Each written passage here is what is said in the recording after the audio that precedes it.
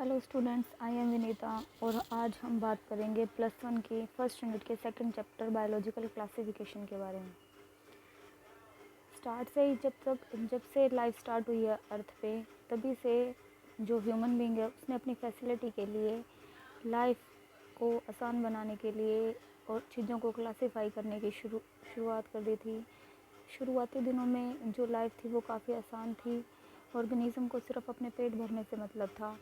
उनको सिर्फ उनकी जो पहली प्रायोरिटी थी वो यही होती थी कि हम किस तरीके से हमें खाना मिले, किस तरीके से शेल्टर और किस तरीके से मतलब जो है हम दूसरों से अपने आप को बचा सकें, किस तरीके से प्रेडेटर से बचें, किस तरह से क्या रिलेशन है। अपनी मेन जो था वो अपनी लाइफ को मेंटेन करना ही उनका प्राइम पर्पस था।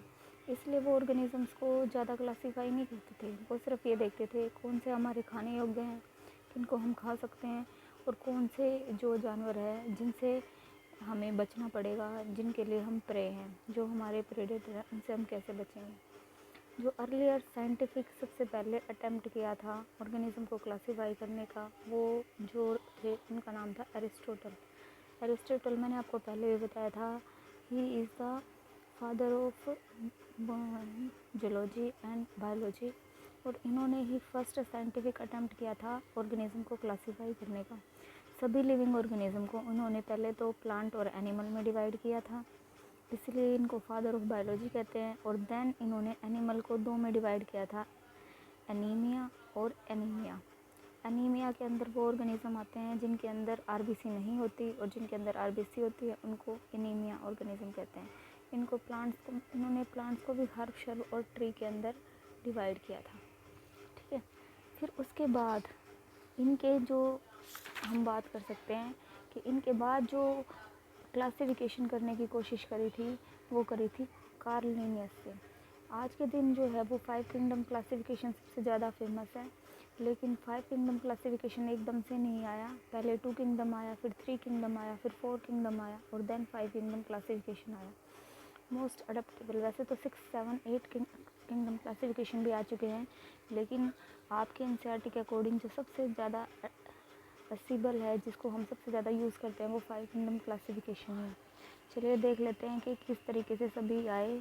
सबसे पहले जो है वो आया 2 किंगडम क्लासिफिकेशन। ये कार्ल लिनियस ने दिया था, ठीक है, जिन्होंने बायोलॉजिकल क्लासिफिकेशन भी थी। इन्होंने जो है सभी ऑर्गेनिज्म को प्लांटिया और एनिमलिया में डिवाइड कर लिया। प्लांटिया और एनिमलिया में डिवाइड करते हुए इन्होंने कुछ नहीं देखा, यूनिसेलर है, मल्टीसेलर है, प्रोकैरियोटिक, यूकैरियोटिक, किसी तरीके का कोई कंसर्न नहीं था। सिर्फ और सिर्फ वो जो ऑर्गेनिज्म लोकोमोशन शो करते हैं उनको उन्होंने एनिमलिया में डाल दिया, और जो एक जगह पे स्टेशनरी रहते हैं उनको उन्होंने क्या किया, सीधा डाल दिया प्लांटिया के अंदर। फिर उन्होंने बाद में देखा कि कुछ ऐसे ऑर्गेनिज्म भी हैं जो कि यूनिसेलर है, माइक्रो ऑर्गेनिजम्स हैं। तो उस टाइम पे फिर क्या आया, 3 किंगडम का क्लासिफिकेशन आया। जो 3 किंगडम क्लासिफिकेशन है वो हक्कल ने दिया। तो उन्होंने क्या किया, वो ऑर्गेनिज्म जो कि यूनिसेलर हैं उनके लिए एक अलग से किंगडम बना दिया, और उसका नाम रखा किंगडम प्रोटिस्टा। और ये इस तरीके से हक्कल ने जो है वो 3 किंगडम क्लासिफिकेशन दे दिया। अब जो है 3 किंगडम एग्जिस्ट करते हैं, किंगडम प्रोटिस्टा, किंगडम एनिमलिया और किंगडम प्लांटिया।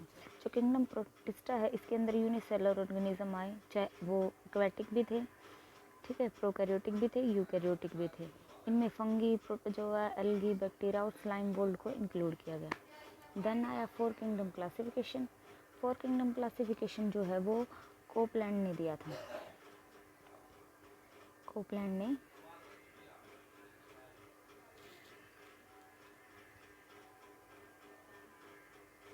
और इन्होंने क्या किया, अब 4 किंगडम बना दिए। इन्होंने रखा उनका नाम किंगडम मोनेरा।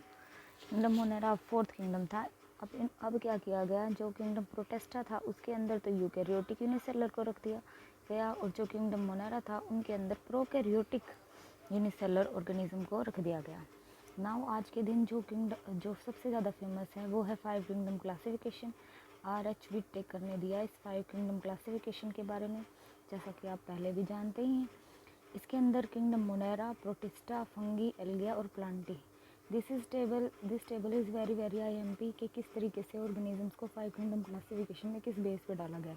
तो सेल की टाइप पे, जैसे कि जो सिर्फ प्रोकैरियोटिक थे उनको रखा गया मोनेरा में। जो यूकैरियोटिक हैं उन सभी को प्रोटिस्टा, फंगी, प्लांटिया और एनिमलिया में रखा गया। फिर जो सेकंड बेस था वो था सेल वॉल। मोनेरा की जो सेल वॉल होती है वो नॉन सेलुलोजिक होती है, मतलब कि पॉलीसेक्राइड्स और अमीनो एसिड की बनी होती है। प्रोटिस्टा में कुछ में सेल वॉल प्रेजेंट होती है। फंगी के अंदर जो सेल वॉल होती है वो विदाउट सेलुलोज होती है, काइटिन की बनी होती है। और प्लांटिया के अंदर सेलुलोज होती है और एनिमलिया में सेल वॉल होती ही नहीं। न्यूक्लियर मेम्ब्रेन सिर्फ मोनेरा के अंदर नहीं होती और सभी में प्रेजेंट होती है। बॉडी ऑर्गेनाइजेशन करें तो सेलुलर रहेगी मोनेरा और प्रोटिस्टा में, लेकिन जो फंगी है उसके अंदर वो मल्टी सेलुलर होती चली जाएगी। प्लांट में टिश्यू और एनिमलिया के अंदर तो ऑर्गन सिस्टम भी बन जाएंगे। मोड ऑफ न्यूट्रिशन की बात करें तो मोनेरा प्रोकैरियोटिक और ऑटोट्रोपिक और हेट्रोट्रोपिक दोनों होते हैं। ऑटोट्रोपिक में कीमो और फोटो ऑटोट्रोपिक होंगे।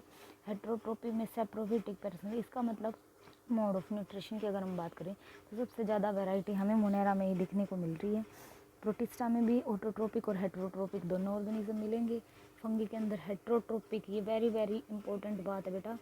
मोस्टली हम क्या कह देते हैं कि फंगी के अंदर सेप्रोट्रोपिक है, बट इसके अंदर कैसा मोड ऑफ न्यूट्रिशन है, हेट्रोट्रोपिक है। प्लांटिया के अंदर ऑटोट्रोपिक है और एनिमलिया के अंदर भी क्या है, हेट्रोट्रोपिक ऑर्गेनिजम्स।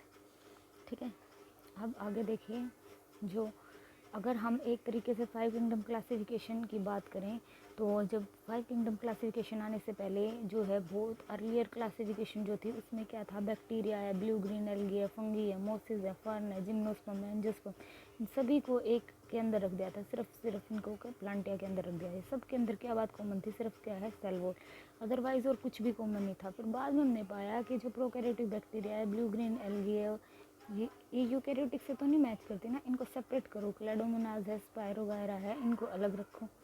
तो क्लासिफिकेशन जो है फिर बाद में अलग अलग तरीके से करी गई और आज के दिन जो है वो 5 किंगडम क्लासिफिकेशन जो है वो फेमस है। इसके बारे में हम जान चुके हैं।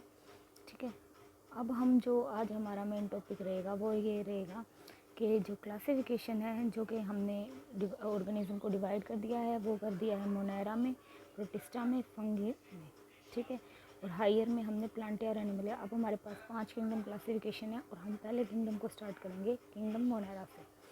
किंगडम मोनेरा की अगर मैं बात करूं तो इसके अंदर ऐसे ऑर्गेनिज्म आते हैं जो सबसे ज़्यादा अबंडेंट है इस अर्थ के ऊपर। ठीक है, माइक्रो ऑर्गेनिज्म जिनको हम देख भी नहीं सकते हैं, ये हर जगह मिलते हैं। अगर मैं एक मुट्ठी मिट्टी उठाऊंगी तो उसके अंदर भी लाखों करोड़ों बैक्टीरिया मिल जाएंगे। ये हॉट स्प्रिंग से लेके हॉट डेजर्ट, स्नो से लेके मतलब वाइड वैरायटी ऑफ हैबिटेट में क्या है हमें मिलते हैं। इनको हम ग्रुप अगर करते हैं, कैटेगराइज करते हैं, तो हम इनकी शेप के अकॉर्डिंग इनको कैटेगराइज करते हैं। जो कि राउंड होते हैं, स्फेरिकल होते हैं, उनको कहते हैं कोकस। जो रोड शेप होते हैं उसको क्या कहते हैं, बैसिलस। जो कोमा शेप होते हैं उनको विब्रो कहते हैं और जो स्पायरल होते हैं इसको कहते हैं स्पायरलम। ठीक है,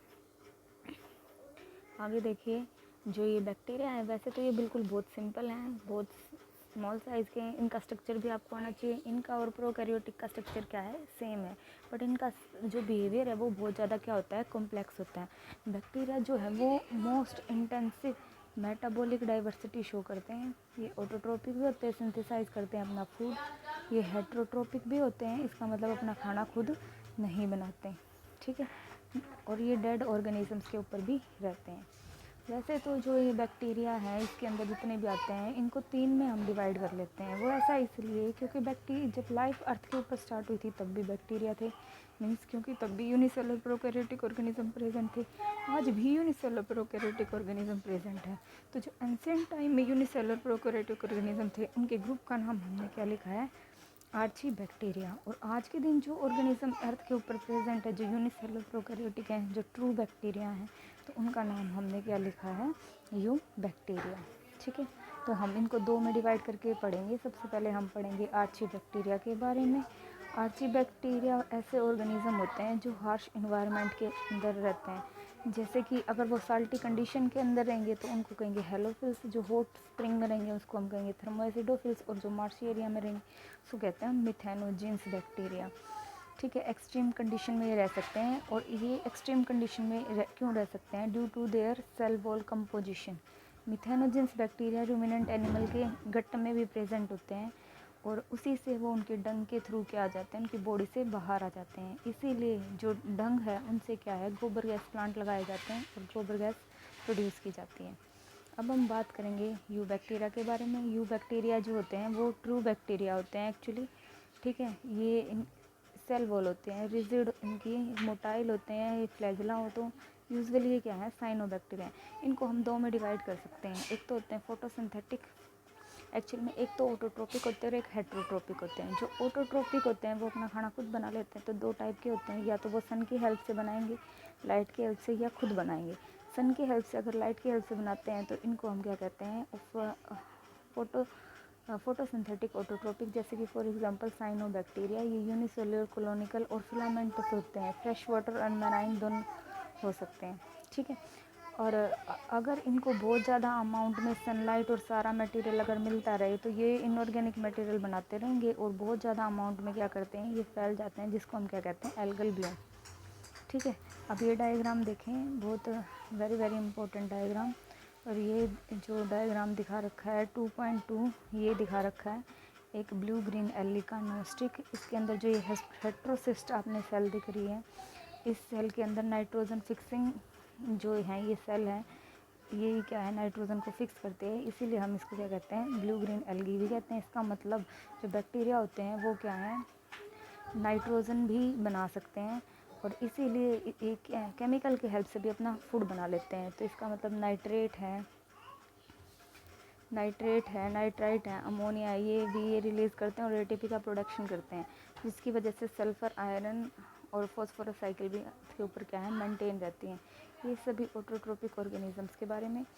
और अब हम बात करते हैं हेट्रोट्रोपिक। हेट्रोट्रोपिक का मतलब होता है जो नेचर में दूसरों के ऊपर डिपेंड करते हैं। अब नेचर में कोई दूसरों के ऊपर डिपेंड है ना, तो वो दो तरीके से होगा, या तो वो दूसरों को बेनिफिट देगा या हार्म करेगा, ठीक है। इसका मतलब क्या है, हमारे ऊपर सिग्निफिकेंट इम्पैक्ट रहेगा हेट्रोट्रोपिक बैक्टीरिया का, हमारे लिए फ़ायदेमंद भी हो सकता है, जैसे कि लैक्टोबैसिलस कर्ड बना देता है, मिल्क से एंटीबायोटिक्स प्रोड्यूस की जाती हैं, ठीक है। जैसे कि फॉर एग्जांपल पेनिसिलिन। और लेग्यूमिनस प्लांट है, जैसे कि उसमें क्या होता है, राइजोबियम होता है, और ये हमारे लिए हार्मफुल भी हो सकते हैं। हार्मफुल है तो इसका मतलब हमारे अंदर क्या है, बहुत सारी बीमारियाँ फैलाएंगे, जैसे कि वो पैथोजन हो गए ह्यूमन के अंदर, क्रोप के अंदर, फर्न एनिमल के अंदर, जैसे क्लोरा, टाइफाइड है, टेटनस है, सिट्रस कैंकर है, बहुत सारी डिफरेंट बीमारियाँ हैं।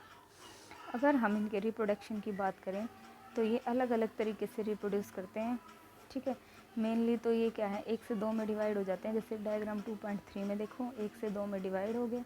लेकिन इसके अलावा ये क्या है, ए सेक्शुअल रिप्रोडक्शन के साथ साथ सेक्शुअल रिप्रोडक्शन भी शो करते हैं बाय कंजुगेशन, ट्रांसडक्शन। इसमें क्या करते हैं, वो देखिए कंजुगेटिंग ट्यूब बना लेते हैं दो बैक्टीरिया के बीच, जैसे कि एक ये बैक्टीरिया है, एक ये बैक्टीरिया है, बीच में कंजुगेशन ट्यूब होगी, एक का जेनेटिक मटेरियल का कुछ पार्ट दूसरे में ट्रांसफ़र हो जाएगा और ये एक तरीके से इनके अंदर क्या है, सेक्शुअल रिप्रोडक्शन हो जाएगा, ठीक है। तो सेक्शुअल रिप्रोडक्शन भी क्या है, कर लेते हैं, यहाँ पे हमें ये बात ध्यान रखनी है। अच्छा, इसके अंदर ही किंगडम मोनेरा में ये लास्ट ग्रुप है जिसका नाम क्या है, माइकोप्लाज्मा। ये भी एक अलग ग्रुप है इसके अंदर। और ये अलग ग्रुप क्यों है बैक्टीरिया के अंदर, वो इसलिए है क्योंकि इसके अंदर ऐसे ऑर्गेनिज्म आते हैं जो बैक्टीरिया से भी छोटे होते हैं, क्योंकि इनके चारों तरफ सेल वॉल तक भी नहीं होती, ठीक है। और ये बिना ऑक्सीजन के सर्वाइव कर सकते हैं और ये हाईली पैथोजेनिक होते हैं बेटा, हमारे लिए बहुत ही ज़्यादा हार्मफुल होते हैं और ये यूजुअली क्या है, बीमारियाँ फैलाते हैं। इसका एग्जांपल आपको पता ही है, इसका एग्जांपल है PPLO, pleuro pneumonia like organisms, इसका एग्जांपल है। आज के लेक्चर में इतना ही, आगे हम पढ़ेंगे किंगडम प्रोटिस्टा के बारे में। Thank you. लो